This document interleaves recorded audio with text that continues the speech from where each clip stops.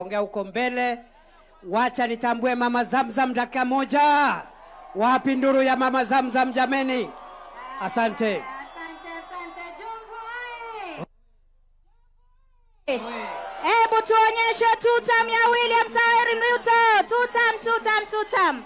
Mheshimiwa Rais, kwa heshima yako na heshima ya Deputy President, kwa heshima ya mawaziri wetu, mimi nataka kusema hivi Mheshimiwa Rais, umetuchosha kwa maendeleo. Rais afanyi.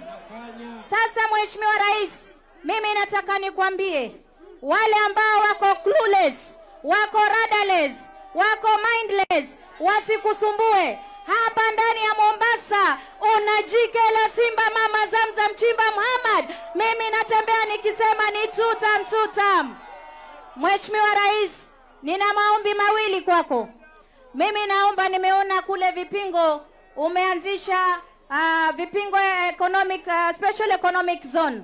Hapa Mombasa ziko pale Dongo Kundu pia unaenda kuzindua.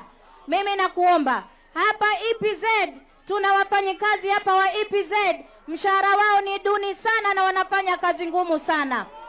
Kwa hiyo mimi naomba waongezewe mshahara na waangaliwe pia yale masaa ya kufanya kazi, wasifinywe sana. Mheshimiwa Rais, jambo la pili, naomba hapa Jomvu Girls pale, ile ni shule lakini haina perimeter wall na watoto wanakaa pale, ni boarding school. Imekuwa adimu sana kuweza kuweka perimeter wall. Kama mama ninaye watotea wasichana, naomba utuwekee pale perimeter wall. Ya tatu na ya mwisho, Mheshimiwa Rais, ulitupatia sisi njia ya kuweza kupigana na gender based violence. Na mimi hapa nimejenga gender based violence center kubwa sana ndani ya Afrika. Naomba tu pia pale hatuna perimeter wall na uweze kuniwekea vitanda vya kina mama pale na furnitures. Otherwise nakuombea Mungu urudi tutam. Wapi tutam ya William Ruto? Tutam. Ndugu zetu watu wa hapa Jomvu na Mombasa, kuna viongozi wengine hapa. Niko na Engineer Kiragu, mbunge wa kutoka Limuru, mpigeni makofi.